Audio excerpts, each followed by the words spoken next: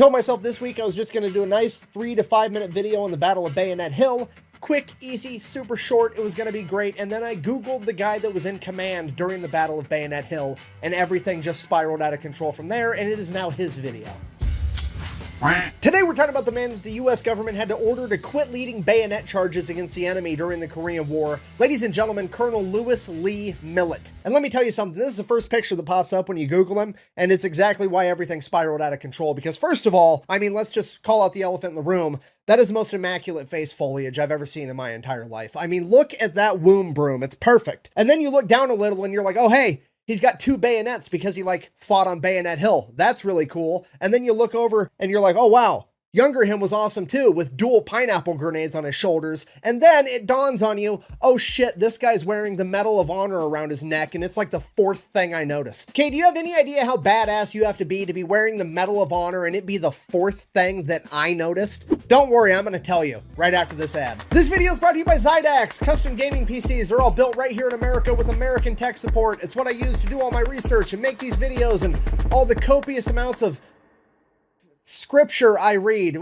Link in description, moving on. Our story begins December 15th, 1920, when a baby would be born, presumably with a mustache, by the name of Lewis Millet. He would spend his childhood growing up in Mechanic Falls, Maine, where his family would hunt and grow their own food just to survive the Great Depression. So naturally, this kid's gonna grow up to be a pretty tough guy. Fast forward to 1938, he gets done with school and he wants to carry on his family's military legacy, but here's the thing, it's 1938. World War II is not gonna kick off until 1939 when Germany invades Poland, and even then, America's not gonna get involved until after Pearl Harbor at the very end of 1941. So since the US military didn't have a whole lot going on at this point in time and no real big prospects on the horizon that we knew about yet, he decided he was just going to join the Maine Army National Guard, get trained up, and be ready in case his country did need him. So he heads out for training, goes through basic, gets that done. Now it's time to figure out what his actual job's going to be so he can head off to specialty training. But at this point in time, you didn't get to pick. But I mean, let's be real. He's an 18-year-old kid. He's rough. He's tough. He grew up during the Great Depression.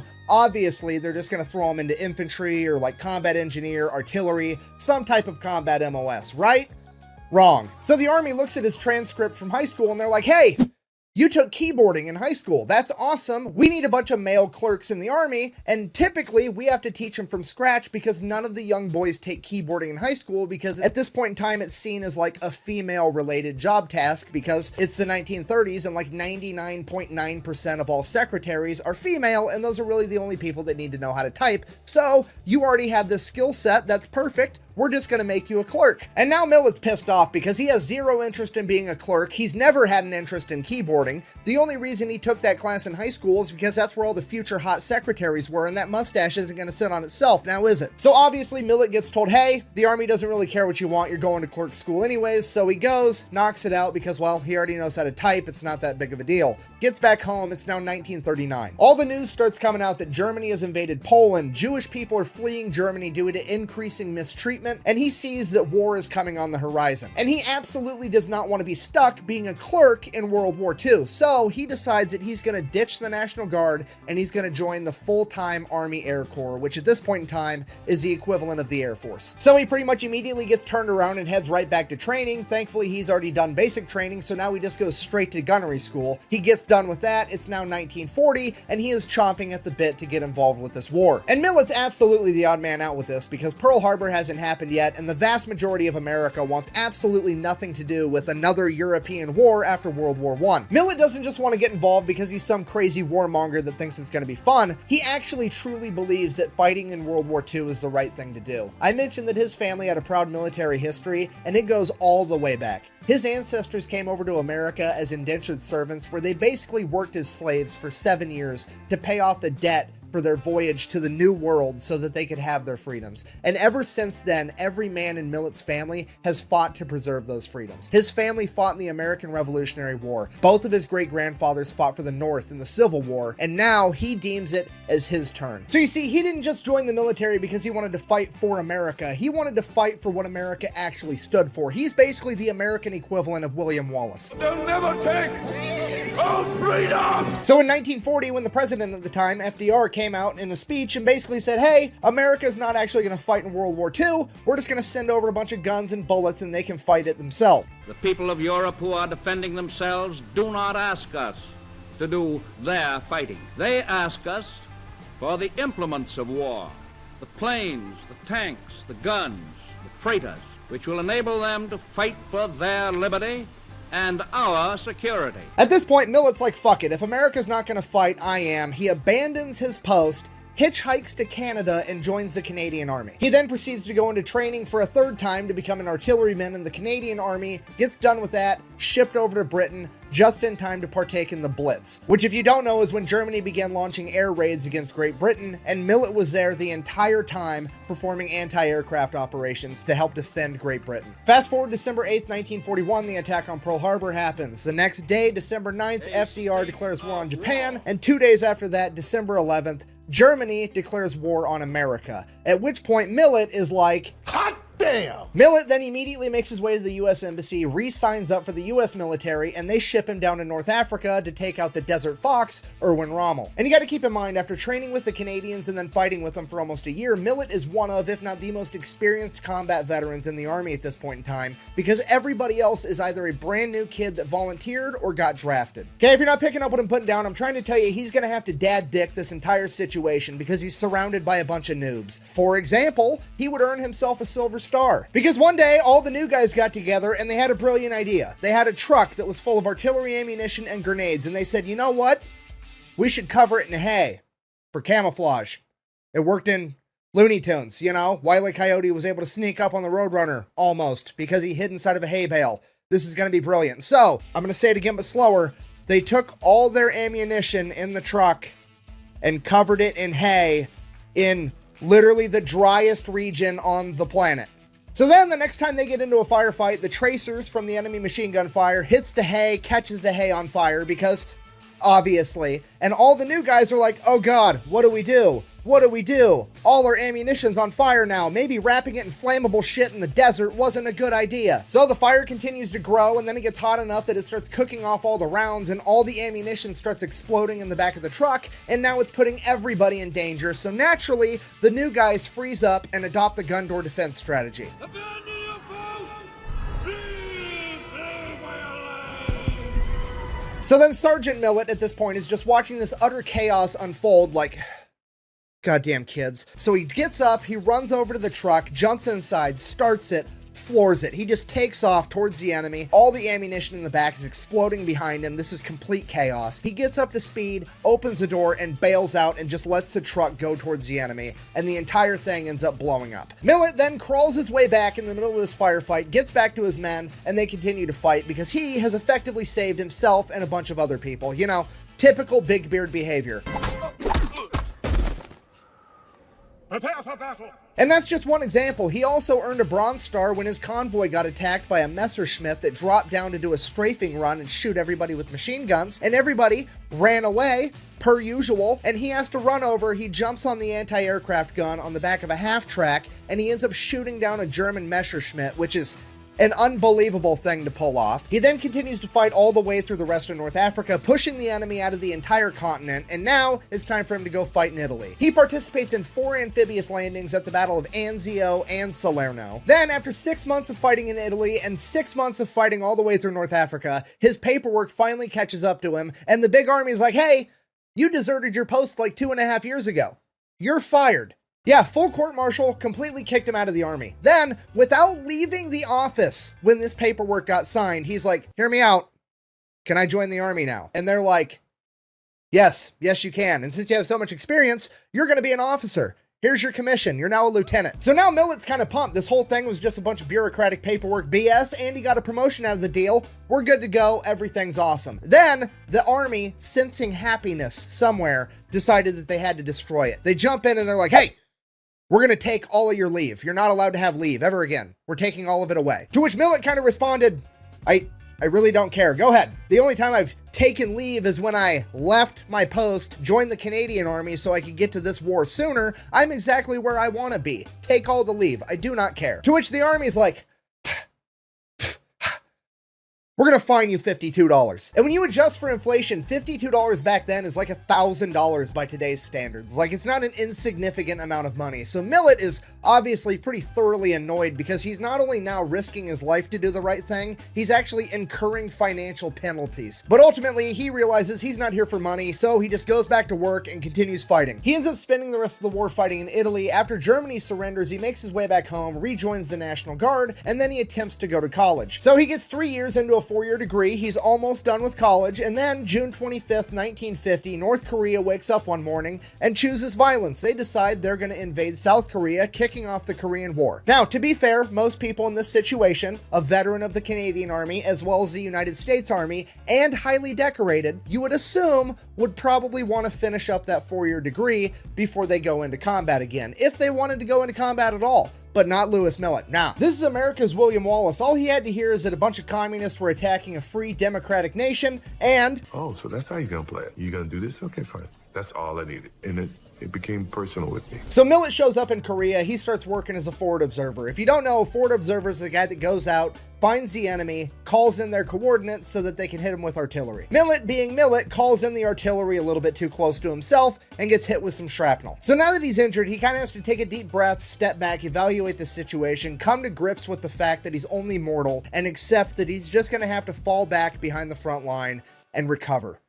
I'm just kidding. He demands that the Army give him an airplane and a pilot so that he can hop in this plane injured and call in artillery fire on the enemy from a fucking crop duster. And then, because that wasn't gangster enough, December 5th, 1950, a P-51 Mustang goes down behind enemy lines in North Korea. So, naturally, Millet and his pilot get up in the air, they're gonna go find him. And somehow, they manage to pull it off. They land on the ground next to the plane, they pick up the pilot. The only problem, this crop duster only seats 2 people. So Millet, still injured by the way, is like, don't worry about it, go ahead, take my seat, the plane's gonna go faster without my Titanic-sized balls weighing it down anyways. I'll just hang out here, evade capture from the enemy that's for sure looking for the downed P-51 Mustang by now, and then you guys can just come back and pick me up whenever. Yep. So that's what happened. They take the other pilot back. Millet evades capture all night long. The pilot picks him back up the next morning, and then he makes his way back, has a full recovery, and then by February 1951, he's ready to get back doing real dangerous stuff again, you know, combat. So they give him a promotion to captain, and then give him his own platoon of infantry that he's going to lead into battle. Shortly after taking over this platoon, he intercepts enemy correspondence that says that the Americans are afraid of bayonets and close quarters combat, which is the funniest communist propaganda on the planet, because you know all these Chinese and North Korean communists were sitting around like, man, how come these Americans have so many bullets? It's like they never run out like we do all the time. And the communist leadership's like, it's because the Americans are afraid to fix bayonets and fight you guys close quarters like men. That's why they just keep shooting you. It's definitely not because capitalism's better and it can provide them with enough ammunition to actually win a fight. That's definitely not it. Okay, and at this point in the story, you absolutely have to remember that Millet trained with and was in the Canadian Army in the very early days of World War II. And at that point in time, everybody just assumed that World War II was going to be reminiscent of World War I, a bunch of trench warfare, meaning that Millet probably trained in how to conduct trench warfare with the Canadians. And if you don't know, the Canadians were absolutely terrifying in World War I. They were absolute savages in close quarters trench warfare. These guys wrote the book on how to not only be good at it, but play dirty the entire time. They were known for taking cans of food, throwing it into the enemy trench, and then when they heard all the enemies run up to pick up the food, they would throw grenades in right after it, okay? Don't let the good manners and the accent and the maple syrup fool you. The entire first rough draft of the Geneva Convention is pretty much just a laundry list of shit the Canadians did during World War I. And that is who trained Lewis Millet in how to engage in close quarters combat, and the commies just said that he was scared of it. So naturally, he took that as a challenge and began training his entire platoon every day in how to bayonet fight. So then the next time Millet's platoon comes across the enemy, fix bayonets, charge. They do it, they completely wipe out the enemy altogether. Only problem, they wiped out all of the enemy and now there's nobody left to tell all the communists that America's not scared of bayonet fighting. I guess we're just gonna have to do it again. Fast forward a little bit, Millet, his platoon, and 2 other platoons are trying to take Hill 180. One of the platoons goes to maneuver around to a flank and they end up getting pinned down by heavy machine gun fire. The other 2 platoons are like, oh shit, what do we do? Millet just yells, fix bayonets, and starts charging up the hill. Just takes off. There's no ready, set, go, no 1, 2, 3. He just goes. So now Millet's platoon hurries up, fumbles around, gets their bayonets on, and they take off too, no questions asked. He's been training them this entire time. They've been around him enough to know this man's the main character, and they're ready to follow him to hell and back. So they start running after him. That other platoon is standing there like, oh shit, what do we do? Was that the mustache guy that already led a bayonet charge last month? I guess. So they take off as well.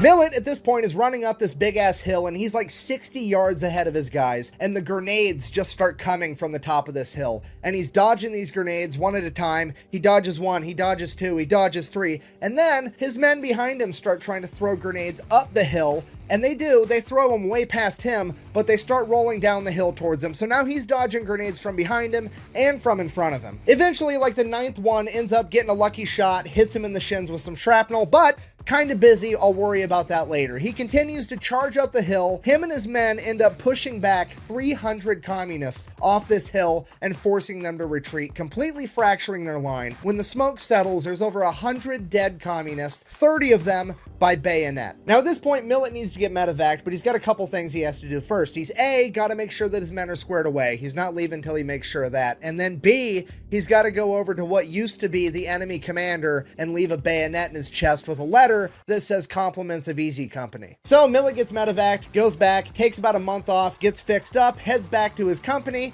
and then first chance he gets, he leads another bayonet charge, at which point the US government steps in and is like, dude, stop.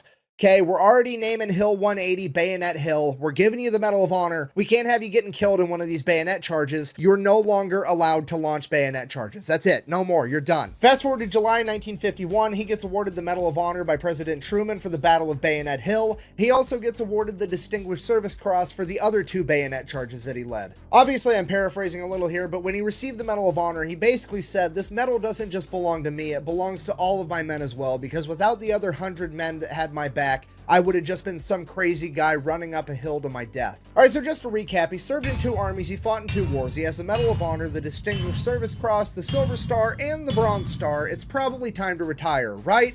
Wrong. He immediately transfers to the 101st Airborne, gets jump qualified, becomes a paratrooper. That wasn't hard enough, so he goes to Ranger School, like the hardest military school at this point in time, passes it, absolutely no problem. So then he decides, hey, we got these helicopter things now and they can hover. I'm going to go ahead and try rappelling out of one. Becomes the first man to ever rappel out of a hovering helicopter, officially becoming the godfather of air assault. Then Vietnam kicks off and we really have no idea what he did because he was an advisor for the CIA, meaning he was mostly doing a bunch of extracurricular gangster shit that none of us are allowed to know about. After Vietnam, he would finally retire after 35 years in service, having earned the Medal of Honor, the Distinguished Service Cross, 2 Legions of Merit, the Silver Star, 3 Bronze Stars, 4 Purple Hearts, and 3 Air Medals. He would then go on to live happily ever after with his wife until passing away in 2009 at the age of 88. In conclusion, Colonel Louis Millet didn't just fight for America, he fought for what America stood for, and he was willing to stand for it even when America wasn't. And that is absolutely why this week's video has been about Colonel Louis Millet and not just the Battle of Bayonet Hill. Thank you for watching. Best way to support the video is go buy some merch over at thefatelectrician.com. Quack bang, out. And my records catch up and they court-martialed me for desertion, found me guilty, and they fined me $52 fine and made me a 2nd lieutenant. The minute Louis Millet turned 18 years old, 1938, he would join the Maine National Guard. Jesus Christ. Maine National Guard. National Menards. Fuck. I've never met a bad soldier in combat. I'm alive today because I had them damn good men. Huh? I get emotional about it. We're in a free country. And why are we? Because a lot of people, black, white, yellow, gave their lives so that you and I can live free. Huh? Simple as that.